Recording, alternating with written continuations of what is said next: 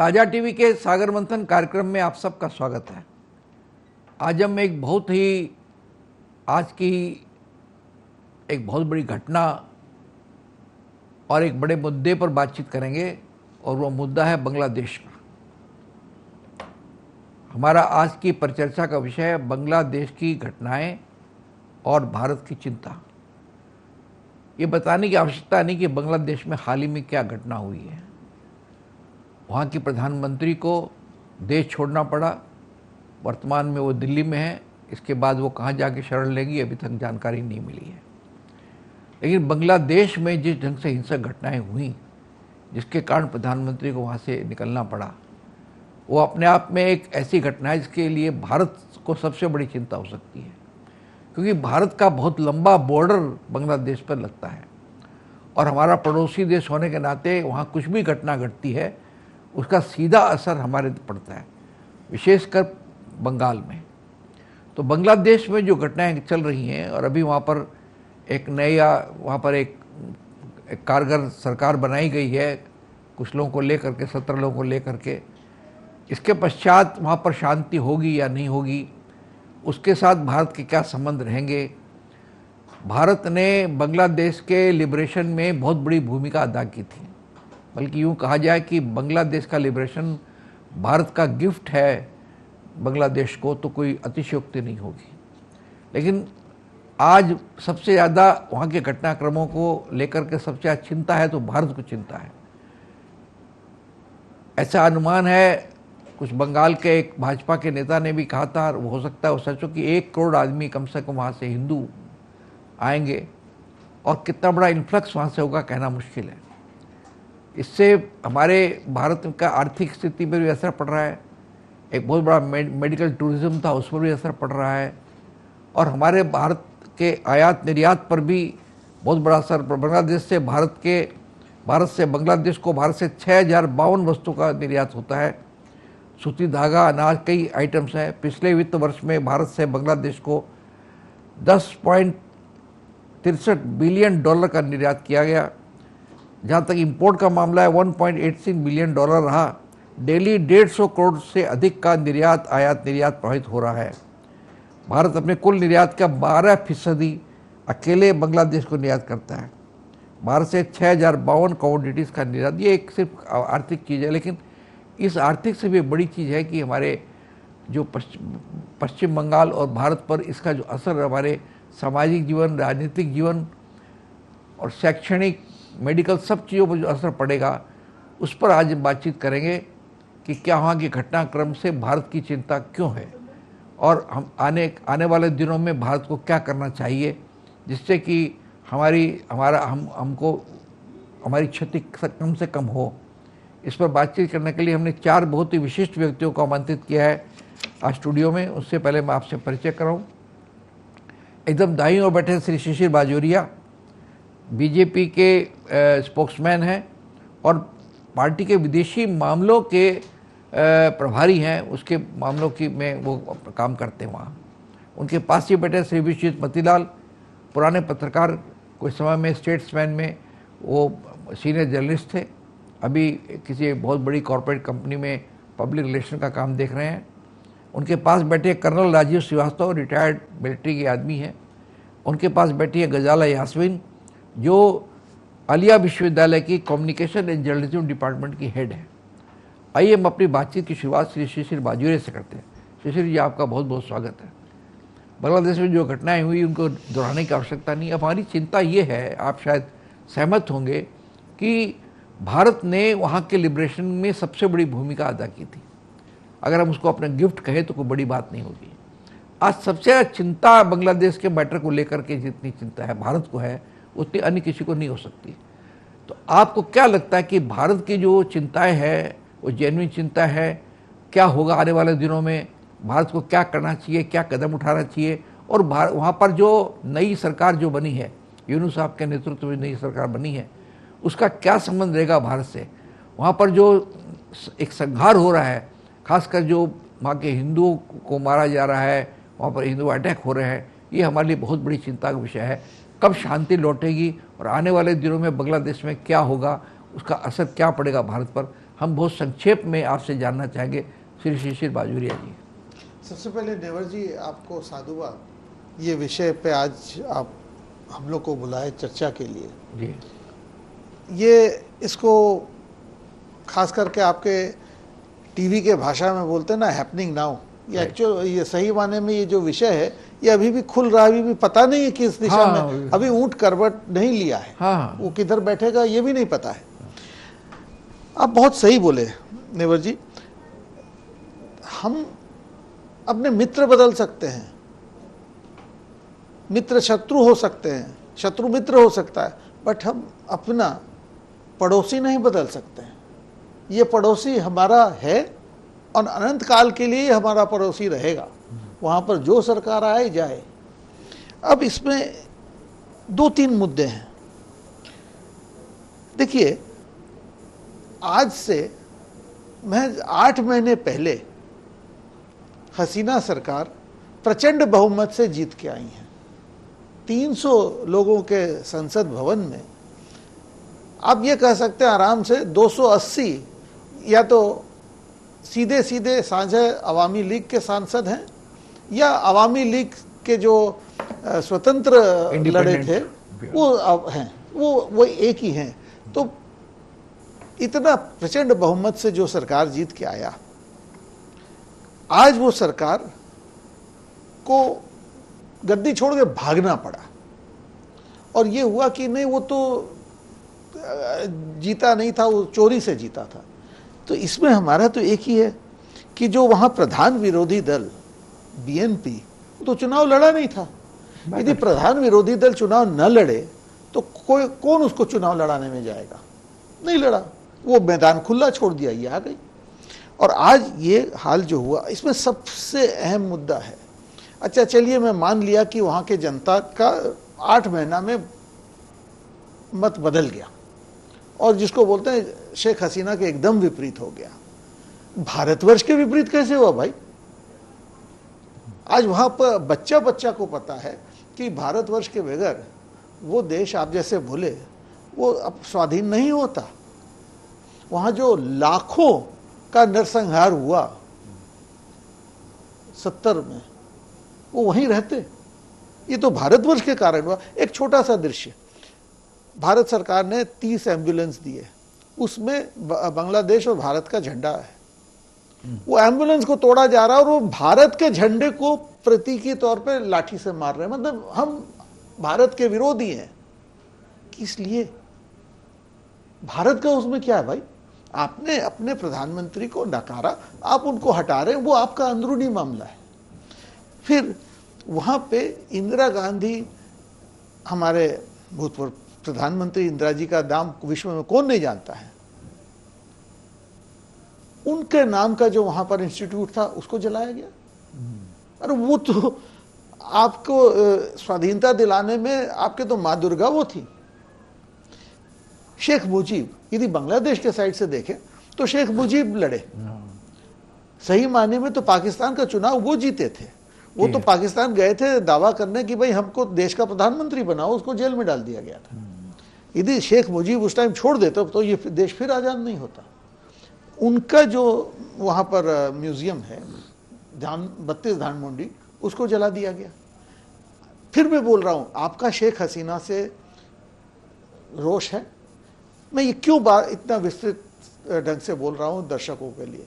इसका मतलब वहां जो शक्ति अभी घुस गया है वो शक्ति सही भारत विरोधी शक्ति है। नहीं तो आप एम्बुलेंस क्यों तोड़ रहे हो? एम्बुलेंस तो आपके जनता के लिए है। वहां कौन सा भारतीय जा रहा है?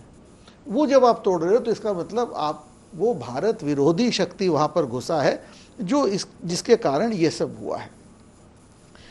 आप जो जहां तक हमारे सीमांत का बोले, देखिए बांग्लादेश प्राय 85% भारत से घिरा हुआ है।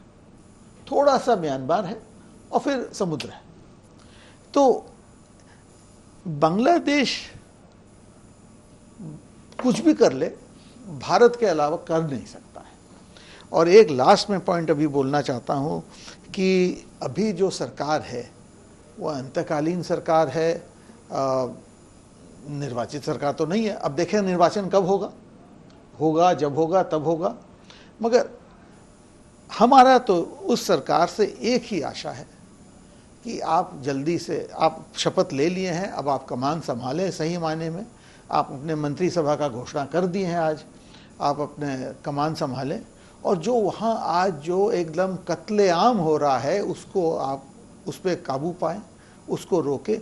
वहाँ के जो संख्या लघु हैं, वहाँ के संख्या लघु मूलतः हैं हिंदू, बौद्ध, क्रिश्चियन। इनको मारा जा रहा है, मंदिरें तोड़ी जा रही हैं, इस पे आप काबू करें। देखिए आज बांग्लादेश के आबादी में जो एक टाइम 32% हिंदू था वो अभी कम हो गया, पर फिर भी 9% है, 9% हिंदू है। तो आज हमारा तो यही उनसे है आशा, और हम उनको ये बोल कि भाई हमारे शुभेच्छा आपके संग रहे और आप जल्दी से काबू करें अपने नियंत्रण को और आप देश को आगे ले जाएं। श्री बाजोरिया जी ने कहा कि वहाँ पर प्रचंड बहुमत से सरकार बनी थी। ये अलग बात है कि वहाँ के अपोजिशन ने इसमें भाग नहीं लिया और जो भी वो आवामी लीग और उसके कुछ इंडिपेंडेंट लोग जिनके अलग प्रचंड बहुमत से हुई। और वहाँ जो चीज़ें हो रही हैं, जिस प्रकार से आपने उदाहरण दिया कि इंडिया ने एम्बुलेंस भेजी उनके वेलफेयर के लिए, उनके मेडिकल ट्रीटमेंट के लिए, उनको भी वहाँ पर उन पर पथरा हुआ। इंदिरा गांधी जिसने उनका के लिबरेशन में एक प्रमुख भूमिका निभाई थी, उसके नाम के इंस्टीट्यूट को जला दिया गया। इसका मतलब ये है कि वहाँ पर जो हो रहा है वो भारत विरोधी हो रहा है। वो किसी के नाम पर हो लेकिन उनका गुस्सा भारत से है। एक इसका मतलब है कुछ ऐसी ताकतें वहाँ पर अभी काम कर रही हैं जो भारत के विरुद्ध में हैं। उन्होंने कहा कि अभी जो नई सरकार बनी है, एक बनी है सरकार यूनुस साहब के नेतृत्व में, उससे हम आशा करते हैं कि वो वहाँ पर शांति बनाए रखने के लिए कामयाब होगी, चेष्टा करेगी। और अभी जो कत्लेआम को रोका जाएगा और ख़ासकर जो माइनॉरिटीज़ पर अटैक हो रहा है, हिंदुओं पर, बुद्ध को, बाकी जो अटैक हो रहा है उन पर, क्योंकि पहले वहाँ पर 32% हिंदू थे, अब वो घट के 9% हो गए। ऐसे हमारी चिंता पहले इससे थी कि इस तरह से वहाँ पर पलायन हुआ है। अब तो ये जो घटना है इसमें तो हमको हमारी चिंता और बढ़ गई, स्वाभाविक है। इन चिंताओं को कम कर सकेंगे ऐसी हमको आशा है, ये कहना शिशिर बाजोरिया जी को। अब हम बात करते हैं मिस्टर विश्वेश मतीलाल से। वो एक पॉलिटिकल ऑब्जर्वर हैं, स्टेट्समैन में कई वर्षों तक पत्रकार रह चुके हैं। मिस्टर मतीलाल, आपका बहुत बहुत स्वागत है। जो बांग्लादेश की जो घटनाएं हुई हैं उनको आप किस नज़रिए से देखते हैं? पहली बात, बांग्लादेश के राजनीतिक घटनाक्रम ने हमेशा हमको, स्वाभाविक हमारा पड़ोसी देश है, बहुत लंबी सीमा हमारी है, हमको प्रभावित किया है। बांग्लादेश में लिबरेशन जो हुआ वो कम्प्लीटली हम ही ने उनको मदद की थी। आज वहाँ पर जैसा शिशिर बाजोरिया जी बोल रहे हैं, भारत विरोधी हाथ लगता है, ऐसा लगता है कि वहाँ भारत विरोधी कुछ विदेशी ताकतें हैं जो भारत के विरुद्ध में क्यों कर रही हैं, उनको क्या फ़ायदा है। हमने तो उनकी हमेशा मदद की है, आज भी मदद कर रहे हैं। आज भी अगर वहाँ पर बांग्लादेश में अगर कोई बीमार होता है, तकलीफ होता है, तो इलाज करने कलकत्ते आता है, इंडिया आता है। तो आज इसका क्या विरोध हो सकता है भारत के साथ? आपकी नज़र में क्या है मामला सारा, मिस्टर विश्वेश मतीलाल? निवार साहब, आपने जो वातावरण फैलाया, बाजोरिया साहब ने जो वातावरण फैलाया, हम लोग को ये याद रखना चाहिए कि बांग्लादेश कभी भारत का मित्र नहीं था और कभी भारत का मित्र बनेगा नहीं। अगर पूछा जाए क्यों, ये बांग्लादेश और भारत का जो संबंध ये कभी विश्वास पर स्थित नहीं था। जब बांग्लादेश लिबरेशन मूवमेंट, मुक्ति आंदोलन हुआ था, तब बांग्लादेश का और कोई अल्टरनेटिव था नहीं। और ये भी याद रखना पड़ेगा कि अब भारत को बांग्लादेश पैसा वाला बड़ा भाई समझते हैं और छोटा भाई एकदम बेरोजगारी तो है नहीं, लेकिन तब भी complex is there, it will always be there. और ये बताना चाहते हम कि हमारा जो फॉरेन रिलेशंस, जो विदेश नीति, विदेश का संपर्क हर नेशन का, हर जाति का अपना स्वार्थों बचा के करना जरूरत होता। एक पॉपुलर हिंदी गाना है, प्यार में सौदा नहीं, लेकिन परराष्ट्र संपर्क ऐसा ही है, वहां पर सौदा बिना प्यार नहीं। आपने अभी बोला कि अब बांग्लादेश को हमने मेडिकल सपोर्ट देते हैं। अभी भजोरिया साहब ने एम्बुलेंस का बारे में भी बताया, ऐसा ही बोला। लेकिन हमने एक प्रश्न पूछना चाहते हैं हमारा फेलो स्पीकर से भी, आपसे भी। बांग्लादेश कभी भी भारत का परम मित्र था क्या? अभी देखिए, फिलहाल तीस्ता पानी को लेके थोड़ा पानी गर्म हुआ। हसीना पब्लिक मूवमेंट का प्रोडक्ट थी नहीं। उन्होंने कुर्सी में आया, एक आवेग, सेंटिमेंट, इमोशन, मुजीब का बेटी, अभी सब खत्म हो गया। 1975 जहां शेख मुजीबुर रहमान को हत्या किया गया था, वो हम लोग को दिख दर्शाया बहुत पहले ही क्या बांग्लादेश का क्या हो रहा है, बांग्लादेश कहाँ जा रहे हैं। अभी देखिए, अभी बहुत चर्चा चल रहा, अमेरिका को क्या भूमिका, CIA का क्या भूमिका, हमारा चीन का क्या भूमिका। बिकॉज कारण यही है कि जो बिग नेशंस है, जो शक्तिधर जाति है, चाइना, अमेरिका, उन लोग बांग्लादेश को अपना दावा को घोंटी जो बोलते हैं हम लोग, इसी तरह व्यवहार करेंगे। और हमारा अभी भारत सरकार का विदेश नीति हम लोग को दिखाएंगे। एक बात ख्याल रखिए,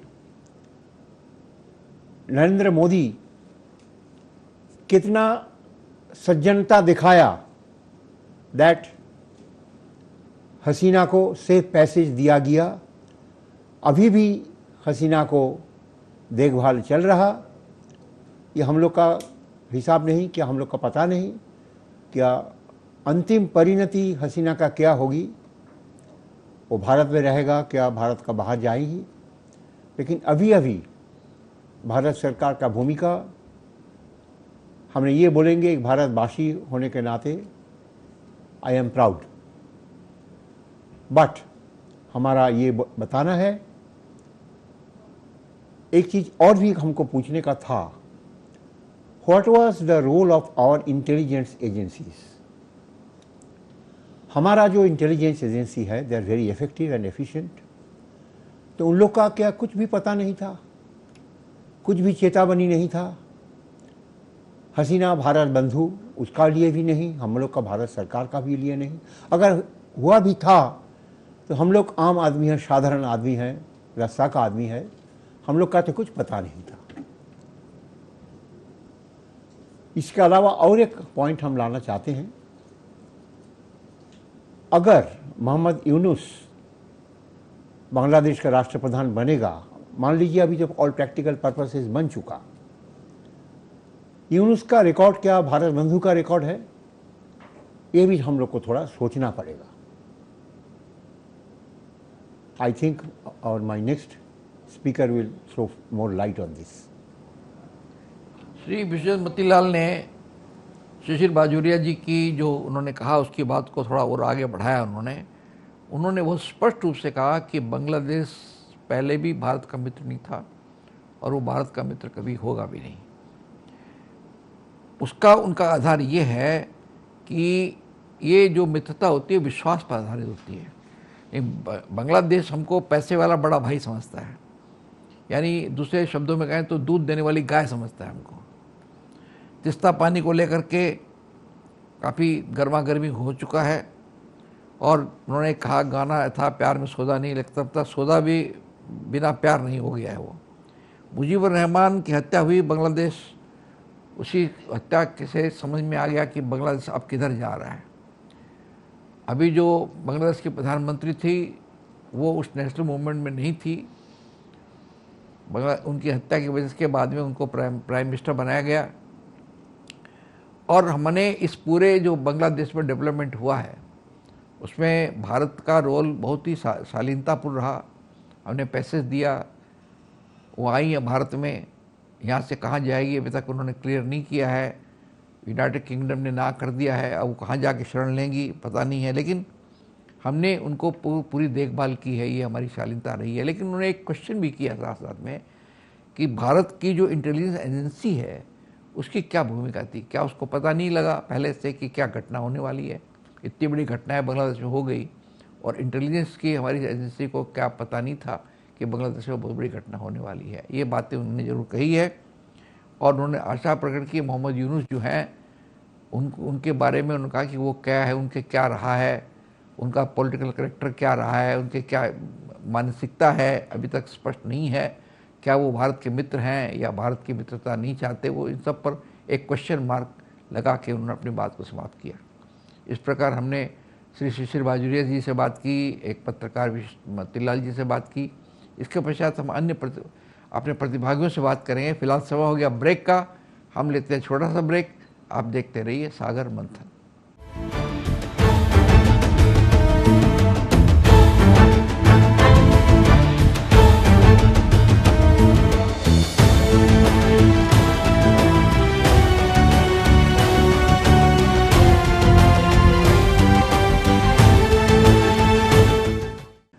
सागर मंथन कार्यक्रम में फिर आपका स्वागत है। हम पर चर्चा कर रहे हैं बांग्लादेश की घटनाएं और भारत की चिंता। ब्रेक में जाने के पहले श्री विश्वजीत मोतीलाल और उसके पहले श्री शिशिर बाजोरिया जी ने बांग्लादेश की घटनाओं के बारे में अपनी अपनी दृष्टि से बात कही, भारत की चिंता के बारे में भी कही, बांग्लादेश की घटनाएं क्या संकेत करती है उनके बारे में भी संकेत किया उन्होंने। आइए हम बात करते हैं कर्नल राजीव श्रीवास्तव जी से, चूँकि वो सेना के आदमी है, सर्विस के आदमी है, मिलिट्री आर्मी के आदमी है, तो उस एंगल से वो अपनी बात बताएंगे। श्रीवास्तव जी आपका बहुत बहुत स्वागत है। आप तो प्रतिरक्षा के आदमी हैं, उसके एक्सपर्ट है। तो ये डिफेंस का जो हमारा मामला, हमारे देश की जो प्रतिरक्षा है या जो डिफेंस है, उस पर क्या हमारा असर पड़ सकता है, बांग्लादेश के जो घटनाक्रम है उससे हमको क्या चेतावनी मिलती है, उससे क्या हमको सीख मिलती है, क्या हमको लगता है कि आगे आने वाले दिनों में क्या चीज़ हो सकती है, बहुत संक्षेप में आपसे जानना चाहेंगे कर्नल श्रीवास्तव। धन्यवाद सर। बांग्लादेश का जब भी नाम आता है तो मेरा सर श्रद्धा से झुक जाता है, क्योंकि वहां की मट्टी पे हम भारतीय सेनाओं का खून भी शामिल है।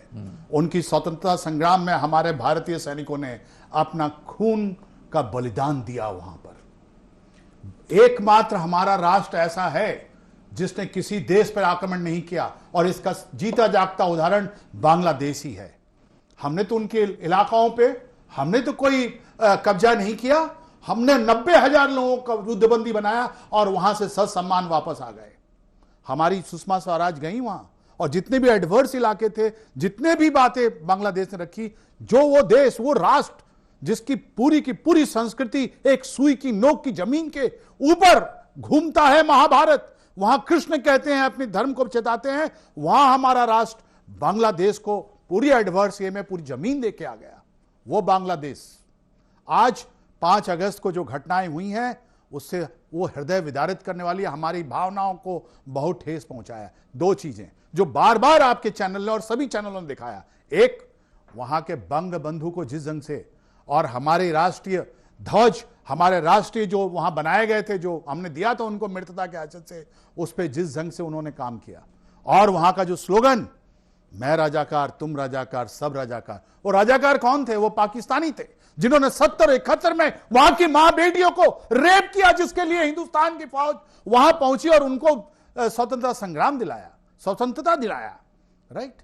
दूसरी चीज जो हमें, मेरा तो ये, मैं तो सोच रहा था बांग्लादेश आर्मी एक बहुत ही मॉडर्न आर्मी है, बट बाद की जो क्लिपिंग निकली, उस क्लिपिंग में वीडियो के छोटे छोटे देख के और भी मुझे बहुत खराब लग रहा है। और वो खराब क्या लग रहा है कि वहां की सेना, वहां की जो सेना, जो सेकुलर सेना, जो वहां के संविधान के अंतर्गत काम करने वाली सेना है, वो नारे दे रही है जो किसी एक धर्म और मजहब के लिए नारे दे रही है, वो उनका चित्र दिखाई जा रहा है, उनकी वीडियो दिखाई जा रही है जो उनके राष्ट्रपिता के चित्र को, उनके राष्ट्रपिता के मूर्तियों को तोड़ने में सहायता कर रही है। वो चित्र, वो वीडियो आ रही है जिसमें उस सेना के लोग वहां के पुलिस को धमका रहे हैं, वहां लोगों को यह आश्वासन दे रहे हैं कि पुलिस को मैं उनको समुचित व्यवस्था दूंगा और उनको पनिशमेंट दूंगा। आप कौन होते हैं देने वाले, जब वहां एक सिस्टम बना हुआ, एक जुडिशियल सिस्टम दिया हुआ है। आज हमारा हृदय रो रहा है। आज किसी भी पुलिस स्टेशन में पुलिस नहीं है, पुलिस के लोग ड्यूटी पर जाने को तैयार नहीं है, राइट। और वहां पर क्या हो रहा है, ये सच्चाई है। वो सच्चाई वहां से जो खुल के नहीं आ रही है, क्योंकि उनकी जितनी भी क्लिपिंग्स हैं, जितनी भी मीडिया है, हमारी समझदार मीडिया ने उसको दबा के रखा हुआ है। वहां पर अवामी लीग पर जो अत्याचार हुआ, बाजोरिया साहब ने तो कहा वहां जितने भी मॉर्चरी है, सबसे ज्यादा वहां के पुलिस के लोगों की लाशें आ रही हैं। वहां पर जो चकमा है, जो बुद्धिस्ट होते हैं, वहां पर जो क्रिश्चियन है, वहां जो हिंदू है, वहां उनके मंदिर हैं, वहां उनके जो स्मृति चिन्ह है, सब बहुत बुरी तरह से मारा जा रहा है। हमारी मां बेटियों को बहुत बुरी तरह से मारा जा रहा है 5 अगस्त 3 बजे के बाद से। ये कौन सा स्वतंत्रता है? किसने आप पर आक्रमण किया था जो आप कह रहे हो कि मैं दूसरी स्वतंत्रता लेके आया हूं? कौन है आक्रमणकारी जिसके लिए आप कह रहे हो कि मेरे लिए दूसरा स्वाधीनता है? किससे स्वाधीन? आपने गरीबी से स्वाधीनता पाई है क्या? आपने किससे स्वाधीनता? भारत का आपसे क्या है? भारत विरोधी चीजें ला करके आप एक वहां माहौल पैदा करना चाहते हो। तो उससे पहले मैं बड़ी छोटे ही संक्षेप में 3 चीजों को बता दूं। वहां के स्टूडेंट कौन हैं?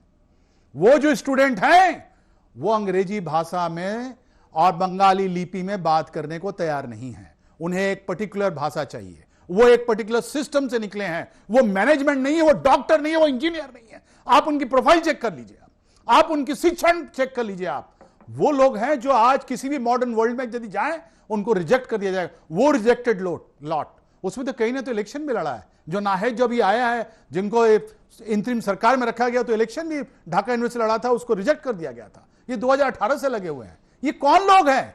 ये एक स्क्रिप्ट है, एक स्क्रिप्ट के मुताबिक सारे काम वहां पर हो रहे हैं, राइट। और आज की डेट में ये जो स्टूडेंट है वो इंजन की तरह है, वो इंजन की तरह चले जा रहे हैं। उनके सारी कंट्रोल उनके हाथ में है, उनके सारी सोशल मीडिया, उनकी जितने भी टूल किट्स के लोग हैं वो उनके हाथ में है। और उनके पीछे बॉगीज है जिसमें बीएनपी चढ़ी हुई है, जिसमें इस्लामिक छात्र शिविर चढ़ा हुआ है, और बाकी लोग हैं। ये जो स्टूडेंट्स हैं, ये जिनके इशारों पे डीप स्टेट जिसको हम लोग बोलते हैं, इनके इशारे पे काम कर रहे हैं, ये बीएनपी को भी हटाएंगे, इस्लामिक शिविर छात्र को भी लाएंगे, और उनका इस राष्ट्र पे कोई कंट्रोल नहीं होगा, मैं आपको गारंटी, बिकॉज वो अनुभवहीन है। वो पूरी बांग्लादेश को आज एक ऐसे गर्त में लेके जा रहे हैं जिसका परिणाम बहुत शीघ्र ही पूरी दुनिया को देखने को मिलेगा। ये तो था ये। दूसरा, मैं शेख हसीना के बारे में कह दूं। किसने कहा शेख हसीना भारत परस्त है? किसने कहा आपको? आज हमारा ट्रेड देख लीजिए उनके साथ, आपको जान के सरप्राइज हो जाएगा। जो मैं अभी खत्म करना चाहता हूं इस बात को, 2020 में वो चाइना के साथ समझौता करके कॉक्स बाजार में उन्होंने एक सबमरीन का एक बेस बनाया, जो 2023 में बनकर तैयार हुआ, जिसमें $2.1 बिलियन, और उस जगह 4 से 6 सबमरीन रखने की जगह है। आपने बे ऑफ बंगाल में शेख हसीना ने चाइना को लेके आए और हम पर एक सामरिक और सैन्य एक जो खतरा है वो उसको पैदा किया उन्होंने। ये शेख हसीना है। और चाइना की जो बेल्ट एंड रोड इनिशिएटिव है, जो इंफ्रास्ट्रक्चर है, वो कौन लेके आया? हमारी बात तो उन्होंने मानी नहीं। और बेल्ट एंड रोड इनिशिएटिव में तो चाइना चली गई। तो अब शेख हसीना जानबूझ के एक ऐसी बॉगी तैयार कर रही थी जिसमें बार बार हिंदुस्तान को बोल रही थी कि भाई आपके खिलाफ लोग हो जाएंगे, मैं तुम्हारा हमदर्द हूं। सॉरी, उनका एक काम जरूर हम लोग कह सकते हैं जिसके बदले उन्होंने हमसे बहुत भारी कीमत लिया है, वो है वहां के जो दहशतगर्द हमारे थे, जो टेररिस्ट थे नॉर्थ ईस्ट के, उनके जो रहने की जगह थी, सिलट में थी, कॉक्स बाजार में थी, इन सब जगहों से, चिटागोंग हिल्स में थी, और इवन ढाका के गुलशन कॉलोनी में जहां परेश बरुआ का परिवार रहता था, वहां से उनको उन्होंने हटाया। बट उनकी मजबूरी भी थी कि यदि नहीं होते तो उनके पिता की तरह वो भी मारी जाती, राइट। एक हमें एक ट्रांजिट फैसिलिटी दी उन्होंने, जो हमको कलकत्ता से लेकर त्रिपुरा तक जाने का। उसके अलावा उन्होंने क्या किया? आज उनकी ट्रेड को रिपोर्ट को देख लो, सबसे ज्यादा चाइना के साथ उनका है। उनका हिंदुस्तान तो कहीं, हम तो कहीं है ही नहीं, ना एक्सपोर्ट में है ना इंपोर्ट में है, ना हमारी कोई उनके साथ डिफेंस डील है। तो फिर आप हिंदुस्तान की वो बहुत हिंदुस्तान परस्त है, वो हमारी बेटी जरूर है। हमारे हिंदुस्तान का ये धर्म है कि कोई हमारे पास आता है तो हम उनको आश्रय देते हैं, बट इसका एक गलत फायदा उठा रही थी वो। और ये बात को हम लोग बांग्लादेश को क्लियर करना चाहते हैं कि हम हमेशा से ही किसी के आंतरिक में हम लोग दखल नहीं देते। और जो लोग कहते हैं कि इंटेलिजेंस फेलियर, वहां पूरी चाइना बैठी हुई है। आज की घटना को यदि आप पूरी तरह से समझो तो आपको लगेगा कि आज की घटना में सबसे ज्यादा खतरा, सबसे ज्यादा नुकसान चाइना को हुआ, हिंदुस्तान को नहीं हुआ। तो फिर आप किस बात की कर रहे हैं ना? सवाल ये उठता है कि मोहम्मद यूनुस कौन है और ये जो है उसने कराया किसने? बिल्कुल सही बात है, वहां एक छोटा सा आइलैंड है, चाइना एक टेम्पलेट बना हुआ है, एक चीजें बनी हुई है, एक टूल किट बना हुआ जो म्यांमार में हुआ। एक किताब है CIA की जिसको कहते हैं dictatorship to democracy, Jean Sartre ने लिखी है। वो किताब बताती है कि एक सरकार को कैसे बदली किया जाए। आप यदि एक तरफ जीन सात्र की किताब डिक्टेटरशिप टू डेमोक्रेसी और एक तरफ बांग्लादेश में होती हुई चीजों को साथ रखें तो आपको पता लगेगा 2014 से सारी बातें वही हो रही हैं। अमेरिका एक स्ट्रेटेजी के तहत जहां वो बांग्लादेश को नहीं, बांग्लादेश के सबसे बड़ा हितैषी चाइना को चौक करना चाहता है, उसके कारण ही हुआ। उसमें हिंदुस्तान का कोई हाथ ही नहीं, हमारे इंटेलिजेंस का कोई हाथ नहीं है। उसमें सेंट मार्टिन आइलैंड की बात को यदि आप समझें, जिसके बगल में सितवे, जो पानी का जगह है, जिसको बंदरगाह जिसको बोलते हैं, वहां से एक तेल की लाइन जा रही है जो सीधा चाइना को म्यांमार होते हुए जा रही है और कॉक्स बाजार ठीक उसके ऊपर है। राइट, ये स्ट्रेटेजिक वॉर है। ये अमेरिका ने हमको कहा था, वो शेख हसीना ने कहा था कि एक सफेद आदमी हमें कहा है कि तुम हमारे को जमीन दो, नहीं तो हम तुम्हारी सरकार नहीं चलने देंगी। शेख हसीना फर्दर कहती है BNP को एक्यूज करते हुए, वो कहती है कि तुमने तेल बेचा और गैस बेचा इंडिया को और जमीन तुमने अमेरिका को बेचा। शेख हसीना साहब, आपने किया, आपने वो किया कॉक्स बाजार में जो सबमरीन बना, आप चाइना के हाथों आपने किया। आपने हमेशा से एंटी चाइना का एक सेंटीमेंट पैदा किया, एंटी इंडिया सेंटीमेंट पैदा किया, जो आज सड़कों पे दिख रहा है। हम हिंदुस्तानी बांग्लादेश को अपने भाई की तरह, बहनों की तरह, मां की तरह मानते हैं। अमर सोनार बांग्ला, हम लोग आपके खिलाफ नहीं थे और न है न रहेंगे। हम आपके आंतरिक चीजों में दखल नहीं देना चाहते। इसका प्रभाव जो इंतरिम सरकार जो मोहम्मद यूनुस है, उनका तो परिवार, उनकी शादी तो अभी बर्दवान में हुई है। यूनुस कभी भी हिंदुस्तान के साथ नहीं थे और न रहेंगे। उनका अपना एक एजेंडा है, उस एजेंडे के तहत वो वही काम करेंगे जो उनके आका, जो उन्होंने स्पॉन्सर किया, जो टूल किट को स्पॉन्सर किया, उनका काम करते रहेंगे वो। और क्या है वो टूल किट? वो टूल किट बड़ा सिंपल है। वो टूल किट है कि आप एंटी इंडिया आप बातें करते रहो, लोगों में अपना प्रभाव जमाते रहो, भाड़ में गया सारी चीजें। मोहम्मद यूनुस जो हैं अब रजाकार, जो पाकिस्तान परस्त है, उनके इंटरव्यू देख लो, किसी भी इंटरव्यू में पाकिस्तान के खिलाफ एक भी शब्द नहीं बोला उन्होंने, ISI के खिलाफ एक भी शब्द नहीं बोला उन्होंने। क्यों नहीं बोला उन्होंने? इसलिए नहीं बोला कि जिस चीजों को लेके वो चल रहे हैं उसमें यदि पाकिस्तान शब्द आता है, उसमें यदि आपका ISI का शब्द आता है तो उन्हें शायद कल जाना पड़ेगा।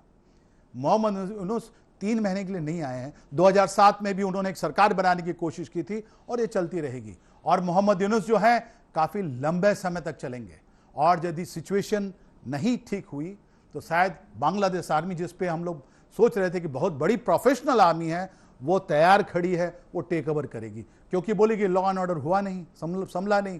पहले वो प्रेसिडेंट को हटाएगी, उसके बाद मोहम्मद यूनुस जाएंगे और खुद चीफ मार्शल लॉ एडमिनिस्ट्रेटर बन के, आज के जो chief of army staff Bangladesh के, वैसे चीफ मार्शल लॉ एडमिनिस्ट्रेटर बना दें और उसके बाद कहानियां अलग हो जाएंगी। हमें सावधान रहने की क्यों जरूरत है? क्योंकि जो दहशतगर्द है नॉर्थ ईस्ट के, जो सेलट में, कॉक्स बाजार में, चिटागांव हिल्स में, जो बांग्लादेश के क्या कहते हैं ढाका में, गुलशन कॉलोनीज में, वो शायद एक बार फिर से वहां संग्रहित हों, एक साथ फिर से इकट्ठे हों और हमारे नॉर्थ ईस्ट को फिर से एक आग की ज्वाला में झोंकने का काम करें। इसलिए हमें वहां पर बहुत सतर्क रहने की जरूरत है। श्रीवास्तव साहब, आपने कई बातें कही है, बहुत महत्वपूर्ण बातें आपने कही हैं। चूँकि आप मिलिट्री के आदमी रहे हैं, इसलिए आपने मिलिट्री के पॉइंट ऑफ व्यू से बहुत सी बातें कही। पहली बात तो आपने कहा कि आप इसलिए भी सेंटिमेंटल हैं कि मिट्टी, वहाँ की मिट्टी पर भारत की सेना का खून है वहाँ पर।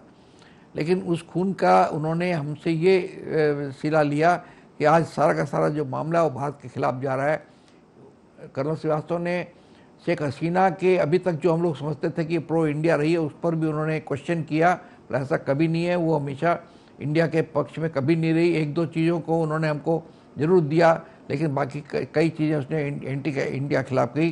साथ ही साथ जो अभी यूनुस है, यूनुस साहब ने के बारे में उन्होंने कहा कि ये यूनुस साहब जो है ये इंडिया के पक्ष में नहीं है और हमको लगता नहीं है कि यूनुस साहब भी चलेंगे। अल्टीमेटली वहाँ पर मिलिट्री की ही होगी, मिलिट्री वाले हटाएंगे, प्रेसिडेंट को हटाएंगे, फिर यूनुस को हटा करके उनका कहना है कि वापस वहाँ पर मिलिट्री के हाथ में चली जाएगी जो हमारे भारत के खिलाफ है। इसलिए भारत की चिंता बहुत है, उन्होंने बहुत स्पष्ट शब्दों में कहा। आइए अब हम बात करते हैं गजाला जी से। गजाला जी, आपका बहुत बहुत स्वागत है। हमारे 3 प्रतिभागियों का आपने सुना, कई बातें सुनी बांग्लादेश के बारे में जो करीब करीब एक जैसी थी, कहीं कहीं थोड़ा सा इत्तेफाक भी। आप क्या सोचती हैं बांग्लादेश के बारे में? नमस्कार सभी दर्शकों को। और जब हम बांग्लादेश की बात करते हैं और जो मुझसे पहले जो 3 यहाँ पे सहभागी हैं उन्होंने कहा, उन्होंने जो एक अपने वक्तव्य में ये कहा कि बांग्लादेश कभी भी हमारा दोस्त नहीं था, लेकिन फिर उसके साथ साथ जो बजोरिया जी की ये जो बात है कि दोस्त था या नहीं था, लेकिन वो हमारे पड़ोसी तो हैं। तो अगर हम उनको दोस्त माने या ना माने, हम उन्हें किस दृष्टिकोण से देखते हैं वो तो खैर एक अलग बात हो गई, लेकिन हमारे पास ये चॉइस नहीं है कि हम अपने पड़ोसी को बदल दें। अब जहाँ तक शेख हसीना और अवामी लीग की बात आती है तो सबसे पहले तो ये समझने की ज़रूरत है कि आज जो ये सिचुएशन तैयार हुई है बांग्लादेश में, ये क्यों और कैसे हुई। तो सबसे पहले जब 1972 में शेख मुजीबुर रहमान ने 30% कोटा देना शुरू किया मुक्ति योद्धाओं को, तो तब तो वो बात चली और चलती रही। और इससे हुआ ये कि जो उनके अपने परिचित थे, और ये मेरे ख्याल से कहीं ना कहीं चिंता का विषय तो है ही भारत के लिए, लेकिन कहीं ना कहीं एक सबक भी है, एक शिक्षा भी है कि किस तरह से करप्शन एक देश को खोखला कर देता है। तो जिस तरह से जो भाई भतीजावाद हुआ और जहाँ पे उनके ही लोग उस रिजर्वेशन के तहत अवामी लीग के जो मेंबर्स थे वही सारी मलाई खा रहे थे, उनको ही सारी इंपॉर्टेंट पोजीशंस मिली।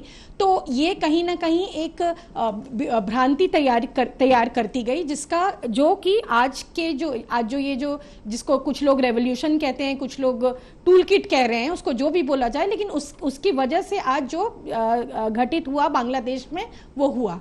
अब ये चलता तो रहा ये सिलसिला, लेकिन पैंडेमिक के बाद, जब कोविड के बाद, जब टेक्सटाइल इंडस्ट्री जो बांग्लादेश की थी और उसका बबल जब बर्स्ट हुआ और इकोनॉमिक क्राइसिस, जो रिसेशन, क्योंकि रेमिटेंसेस भी कम हो गई बांग्लादेश की, उनके कोई खरीदार नहीं थे उनके कपड़ों के, क्योंकि 7% कंट्रीब्यूशन था globally in terms of the textile industry. ये सारी चीज़ें ख़त्म हो गई। तो वहाँ पे कहीं ना कहीं ये जो हमारे सामने जो एक बहुत बड़ा जो संकट आया, और ये संकट मेरे ख्याल से बांग्लादेश में नहीं है, सभी देश इससे कहीं ना कहीं प्रताड़ित हैं कि हमारे जो युवा हैं उनको जॉब्स नहीं मिल रहे हैं। और इसीलिए ये एक जड़ बन गई इस पूरे रेवोल्यूशन की, जहाँ पे ये जो युवा थे ये साथ आए और इन्होंने जॉब्स की डिमांड अवामी लीग की जो सरकार थी उससे करना शुरू किया। 15 साल से अवामी लीग की सरकार थी, और जब तक इकोनॉमिकली तो शेख हसीना ने अच्छा काम किया और एक समय पे बांग्लादेश की इकोनॉमी बहुत अच्छा कर रही थी, लेकिन पैंडेमिक के बाद जो हालात बिगड़ते गए, कहीं ना कहीं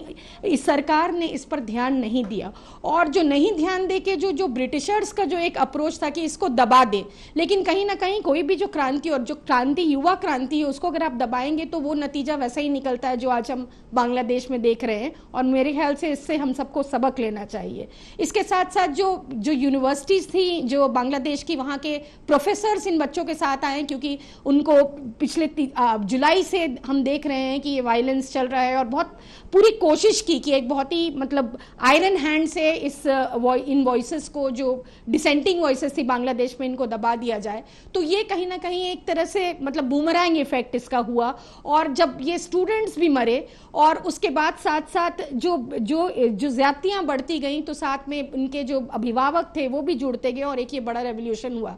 मैं बिल्कुल इस बात को की निंदा करने चाहूंगी घोर कड़े शब्दों में कि किसी भी समाज पर, किसी भी समूह पर, किसी भी पंथ पर अगर आप मार काट करते हैं, आप नरसंहार करते हैं, तो उसकी हम निंदा के सिवा कुछ और नहीं कर सकते हैं, क्योंकि ह्यूमैनिटेरियन लैंग्वेज में उसके कॉन्डेमनेशन के अलावा हमारे पास कोई और सेलेक्टिव हमारे पास चॉइस ही नहीं होना चाहिए as a developed human society, जो कि भारत है।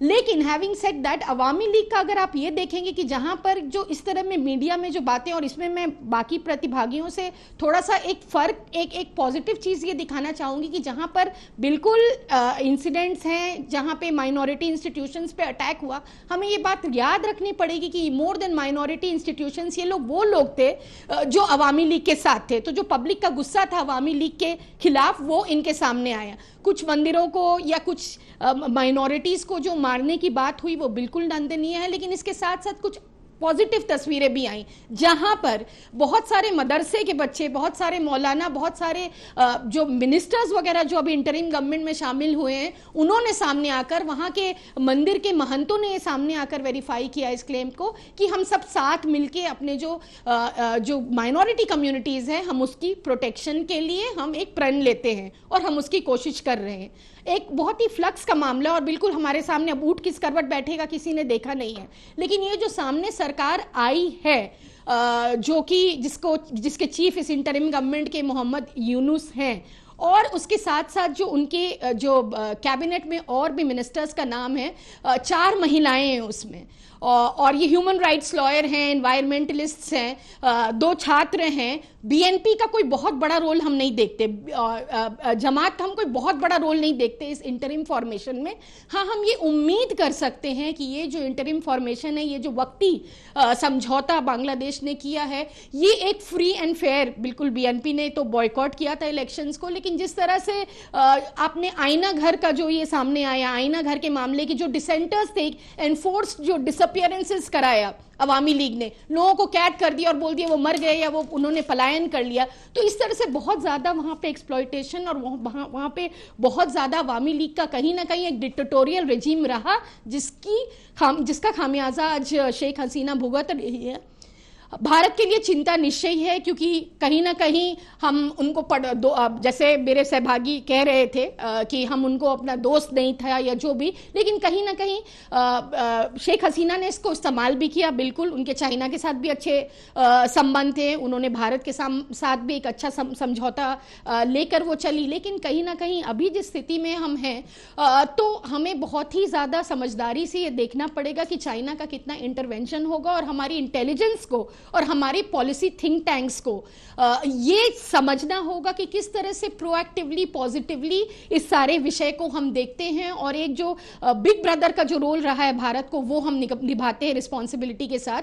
हमारे external affairs minister doctor Jaishankar ने भी सराहा है कुछ चीज़ों को जो सामने आई पार्लियामेंट में। उन्होंने कहा कि हम ये आशा करते हैं और हमने ये देखा भी है कि माइनॉरिटी राइट्स की रक्षा वहाँ के लोग कर रहे हैं, तो हमारे सामने ये कुछ पॉजिटिव एग्जाम्पल्स भी है, और हमारी यही आशा होनी चाहिए, और हमारा एक प्रोएक्टिव थिंक टैंक भी होनी चाहिए कि किस तरह से आगे हम बांग्लादेश के साथ अपने संबंध बेहतर बना सकते हैं, क्योंकि जैसे मैंने कहा, हम दोस्त रहना चाहें न रहना चाहें, लेकिन हम पड़ोसी नहीं बदल सकते हैं। अब ये जो शेख हसीना को जो टेम्पररी यहाँ पे जो रेफ्यूज मिला है, अब ये भी एक चिंतनीय विषय है, क्योंकि कहीं ना कहीं जब वहाँ पे ये जो इंटरिम सरकार आएगी और वहाँ पे उनको जो कैपिटल क्राइम्स के लिए कहीं ना कहीं जिम्मेदार ठहराया जाएगा, तो हम कहीं ह्यूमन राइट वायलेशन के एक मेंबर को रेफ्यूज देने के लिए, क्योंकि यूके को जैसे आपने देखा उन्होंने पॉलिटिकल असाइलम इन्हीं सब कारणों के कारण शेख हसीना को नहीं दिया है।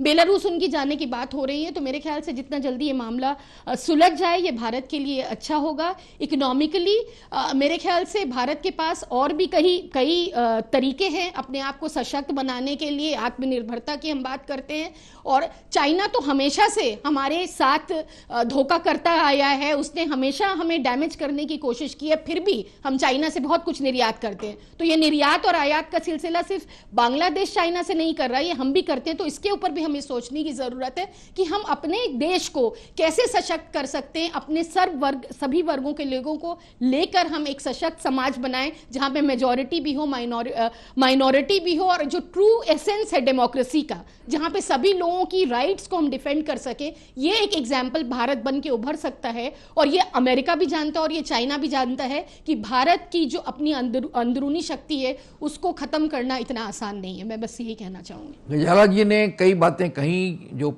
अन्य प्रतिभागी से कुछ अलग बातें भी कही। उन्होंने अपने हिसाब, अपने नज़रिए से सारी पिक्चर रखा। उन्होंने कहा कि ये बात बिल्कुल सही है कि हम अपने पड़ोसी को नहीं बदल सकते, और जब पड़ोसी को नहीं बदल सकते तो फिर हमको पड़ोसी को पड़ोसी की तरह ही व्यवहार करना चाहिए।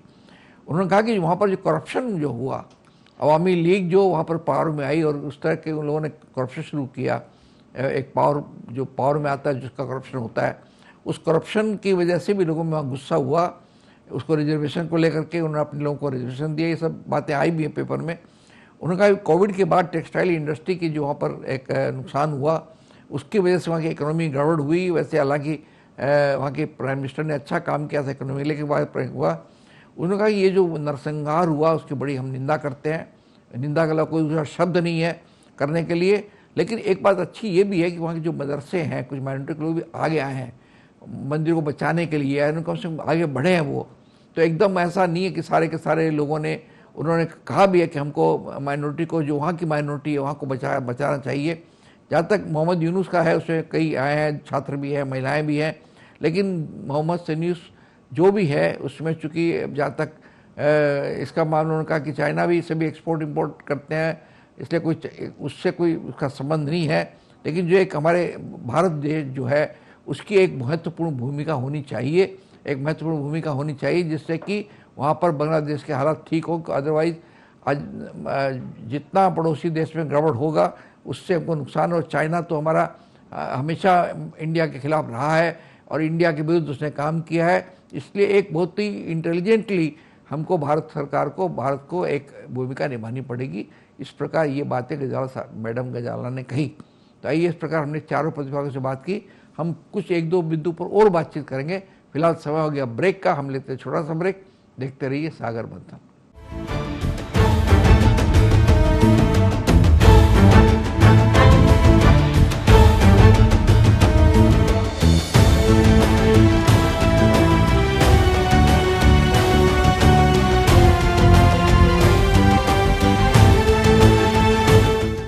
सागर मंथन कार्यक्रम में फिर आपका स्वागत है। हम परिचर्चा कर रहे हैं बांग्लादेश की घटनाएं और भारत की चिंता, और हमारे चारों प्रतिभागियों ने कई बातें की। आइए कुछ एक दो बिंदु पर बात करें।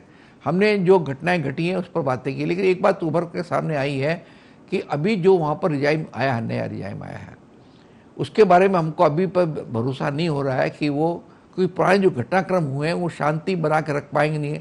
उनके मेन क्या, वहाँ जो मेन इश्यू क्या है, जो नई सरकार आई है उनका क्या मेन इश्यू है कि भारत के साथ शांति बना कर रखें, माइनॉरिटी को वहाँ बचाएं, क्या वहाँ का मेन इश्यू है, क्या होना चाहिए, आपको क्या लगता है? कि अब जो भविष्य की बात करें, शिशिर जी।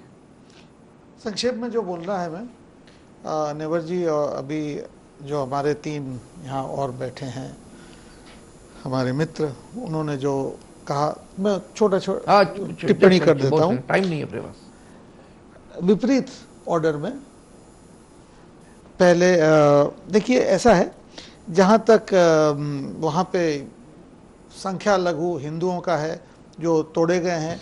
हाँ, 4-5 जगह ये दृश्य आया है कि इमाम मौलवी सामने आके उसका बचाएं, सराहते हैं।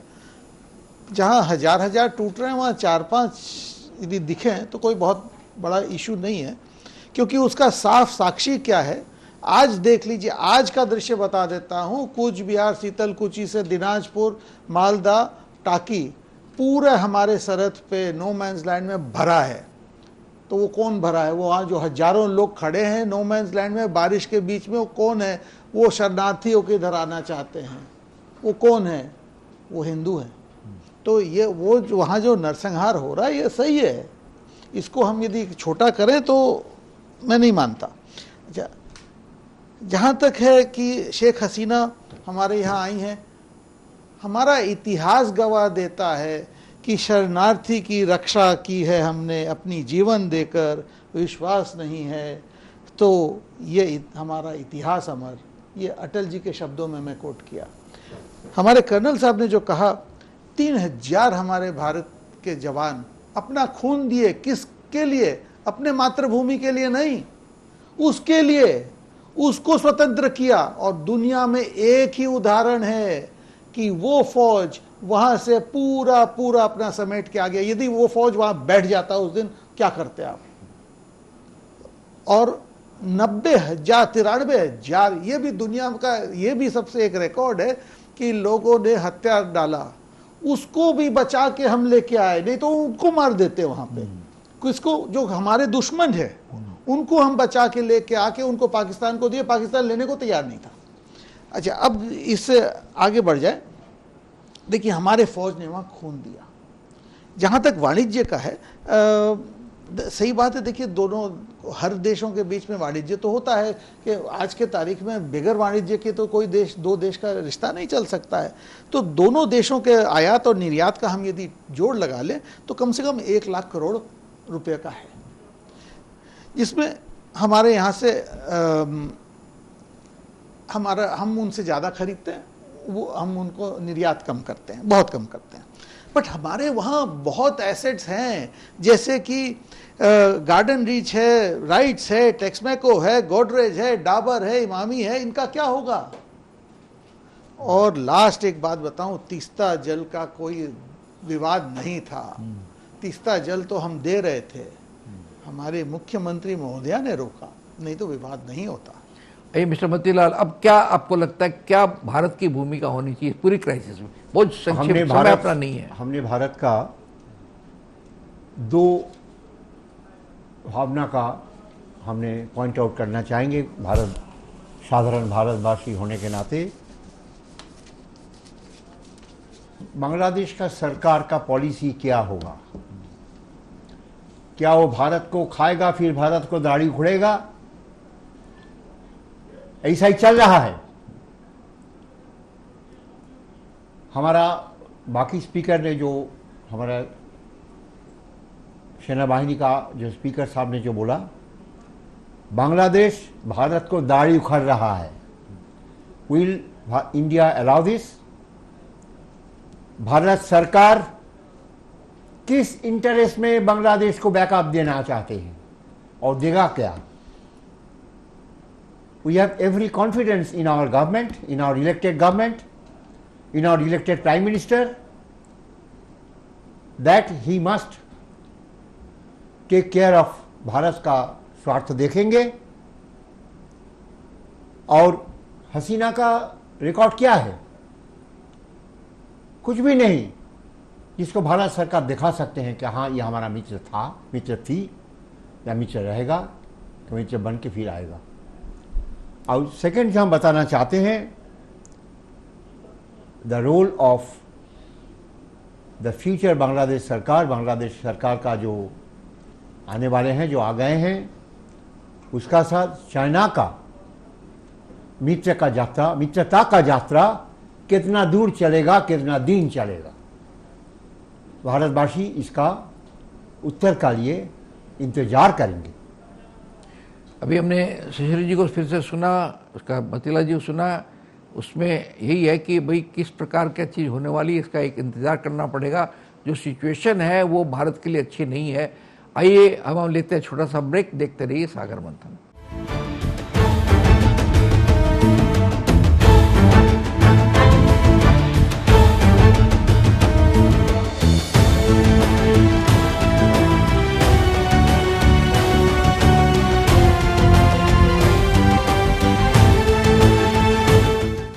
आइए अब बात को और आगे बढ़ाते हैं, कुछ और एक बिंदु पर बात करते हैं। इनसे शुरू करेंगे हम कर्नल श्रीवास्तव साहब से। कर्नल श्रीवास्तव जी, हमको आप ये बताइए कि इसका कोई मिलिट्री सोल्यूशन तो होता नहीं है सब चीज़ों का, अल्टीमेटली तो सिविलियन सोल्यूशन करना। तो क्या संक्षेप में 1 मिनट में हमको बताइए क्या सोल्यूशन हो सकता है इसका, सिचुएशन को कैसे हम इसको डाइल्यूट कर सकते हैं 1 मिनट में? बांग्लादेश को हिंदुस्तान से लेना है, हिंदुस्तान को बांग्लादेश को देना ही है। हमने उन्हें स्वाधीनता दी और उन्हें यदि कुछ चाहिए तो वो हमसे ले सकते हैं। नंबर 1। आज जो आपने इंटरिम गवर्नमेंट की बात करी, वो सारे के सारे पाकिस्तानी परस्त हैं। आप उनका रिकॉर्ड चेक कर लें। एक ब्रिगेडियर साहब रिटायर्ड हो, पाकिस्तान आर्मी में थे, 71 में उन्होंने युद्ध ही नहीं लड़ा। उसमें से एक मुक्ति योद्धा है नेवी का, उससे पूछ लीजिए पाकिस्तान परस्त तो कू में था। और जहां तक करप्शन का बात है, मोहम्मद यूनुस तो खुद करप्ट है। उन पे तो 6 अगस्त को उनको माफी दी गई है। खालिद जिया करप्शन चार्जेस में जेल में थे। करप्शन की बात करते हैं आप, सारे लोग वहां पर हवाम में नंगे हैं और आप करप्शन की बात और परिवार की बात करते हैं। बिल्कुल गलत, हमारी लगता है धारणा गलत है। वहां पर एक सत्य है और वो सत्य यह है कि वहां पर माइनॉरिटी के ऊपर जो अत्याचार 5 तारीख के बाद से किया गया, उनका अवामी लीग से कोई संबंध नहीं था। और उसके लिए प्रेजेंट बांग्लादेश आर्मी चीफ और प्रेजेंट इंटरिम सरकार और प्रेजेंट लोग, उनको भी ह्यूमन राइट्स में ट्राई किया जाएगा। जितनी शेख हसीना वाजिद रिस्पॉन्सिबल है, उतने ही इन इनोसेंट लोगों की हत्या के लिए आज की मौजूदा जो डिस्पेंशन है वो जिम्मेवार है और उनको सजा मिलनी पड़ेगी। और हिंदुस्तान को इस बात को यकीन कराना पड़ेगा। यदि उनका बार काउंसिल बोलता है शेख हसीना वाजिद को भेज दो एक ट्रायल के लिए, तो हम भी बोलेंगे वहां जो माइनॉरिटी के लोगों को जो मारा गया, जो रिस्पॉन्सिबल है, उनको हिंदुस्तान भेजो या इंटरनेशनल कोर्ट में भेजो, उन पर भी सजा होनी चाहिए। वहां पर अल्पसंख्यकों के खिलाफ हिंसा बंद हो, इस बात को हम लोग बार बार कहते हैं। 71 जैसा सिचुएशन न बनाए जहां लाखों लोगों को मार दिया गया और वो हमारे पास आए और जिसके लिए हमें मजबूर होना पड़ा। गजाली जी, आप कैसे इसका सम अप करेंगे? पर्टिकुलर मुझे बताइए, जहां पर 9% अब रह गए वहां पर हिंदूज, तो वहां क्या मैंने उनको क्यों उनके खिलाफ है, क्या चाहते हैं अल्टीमेटली वो? आपको क्या लगता है क्या चाहते हैं वो? What they want? बाकी तो सारे के सारे ओवरऑल मेजोरिटी तो मुस्लिम्स की है, 9% हिंदूज हैं वहाँ, और कुछ कारोबारी हैं, कुछ लोग हैं। मैं कुछ लोगों को पर्सनली भी जानता हूँ। मुझे तो ये लगता है कि अभी जो वहाँ की जो इंटरिम सरकार है और इसके बाद जब उनकी बहुमत से आई एक डेमोक्रेटिक सरकार बनेगी, तो उसकी पूरी जिम्मेदारी होती है, जैसे हर डेमोक्रेसी में सरकार की जिम्मेदारी होती है कि वो अपने हर पंथ, हर वर्ग के सभी लोगों को प्रोटेक्शन दें, उनके राइट्स को प्रोटेक्ट करें, उनको जॉब्स दें, उनको एक डिग्निटी ऑफ लाइफ दें। तो ये जिम्मेदारी बांग्लादेश की भी बनती है। पूरी दुनिया की नज़र आज बांग्लादेश पे है, चाहे वो चाइना हो, चाहे वो यूएस हो, चाहे वो हम हिंदुस्तानी हो। और मैं इतनी निराशापूर्ण नहीं हूँ। हमारे सामने जो घटा बांग्लादेश में या फिर उससे पहले जो राजपक्ष सरकार के साथ हुआ श्रीलंका में, ये कई ऐसे उदाहरण हैं, या फिर जो भी वॉर्स वगैरह हो रहे हैं, वो एक तरह से एक लेसन है पूरी दुनिया के लिए कि कैसे हम वॉर के थ्रू कोई सोल्यूशन नहीं पा सकते हैं। एक डायलॉग से, नेगोशिएशन से, मैं बड़ा तू छोटा का रवैया नहीं अपना के एक टेबल पे बैठ के एक कंसेंसस तैयार करने की कोशिश करें और एक दूसरे को एक इंसान को एक इंसान की जगह दें और उसके प्रॉब्लम्स को समझने की कोशिश करें। तो हमारे पास इन सारे मसलों का, जो भी दुनिया में जो भी अभी जो पॉलिटिकल टर्मोइल चल रहा है, उसका सोल्यूशन है। अगर हम सिर्फ एक अपने नज़रिए से देखेंगे और एक ही तरह का एक साइलो में अपने आप को बांध लेंगे तो कोई सोल्यूशन नहीं निकलेगा। जो अभी अंतरिम सरकार में, मैं अभी भी फिर इस बात को कहना चाहूँगी कि जो भी कैबिनेट में लोग हैं, पढ़े लिखे लोग हैं, उसमें मुझे बहुत ही ये हार्टनिंग लगता है कि 4 महिलाएं हैं, 2 स्टूडेंट्स हैं, उसमें ग्रामीण बैंक और जो भी डेवलपमेंटल इश्यूज के लिए बांग्लादेश में जिन लोगों ने काम किया उनको जगह मिली है। तो वो कम से कम ये तो निर्धारित कर पाएंगे कि एक फ्री, फेयर और पार्टिसिपेटरी चुनाव बांग्लादेश में हो, ताकि वहां की स्टेबल सरकार दुनिया को और इस जियोपॉलिटिकल रीजन को स्टेबल बना सके। वहाँ की सरकार वहाँ पर कुछ चुनाव का माहौल बनाए और वहाँ पर इलेक्टेड गवर्नमेंट बने, वही एक सोल्यूशन हो सकता है, जैसा भी हो। क्योंकि जब तक डेमोक्रेसी वहाँ पर रिस्टोर नहीं होगी, वहाँ पर कोई प्रोग्रेस नहीं हो सकता। आज की जो सिचुएशन है वो एकदम माने बहुत ही ख़राब सिचुएशन है, बांग्लादेश के लिए भी है, भारत के लिए भी है। हमने बांग्लादेश की घटनाएं और भारत की चिंता पर बहुत बेबाक बातें की, कई तरह की बातें हमारे सामने आई, हर पॉइंट को हमने बात की। वहाँ का मिलिट्री सोल्यूशन, वहाँ का सिविलियन सोल्यूशन, कैसे वहाँ पर भारत छोड़ना पड़ा, कैसे वहाँ पर हिंसक आंदोलन हो रहे हैं, कौन उसका शिकार हो रहे हैं, इसके लिए कौन जिम्मेवार है, अब क्या हो सकता है। इन सारी चीज़ों पर हमने बेबाक बातचीत की, परिचर्चा की। हम बहुत शुक्रगुजार हैं, धन्यवाद देते हैं श्री शिशिर बाजोरिया को, श्री विश्वजीत मोतीलाल, कर्नल राजीव श्रीवास्तव जी और गजाला यास्मीन को, कि जिन्होंने इस बहुत ही महत्वपूर्ण विषय पर अपनी बातें रखी। हमारे दर्शक भी इस मामले में अगर कोई राय रखते हो, हमें लिख करके भेजिए। हमारा पता है ताज़ा टीवी 37 शेक्सपियर सरनी, कलकत्ता 17। आप हमें ईमेल के जरिए भेज सकते हैं। हमारा ईमेल का पता है response@taza.tv.com। हम अगले हफ्ते फिर मिलेंगे नए विषय के साथ और नए प्रतिभागियों के साथ। तब तक के लिए आप हमको आज्ञा दीजिए। नमस्कार।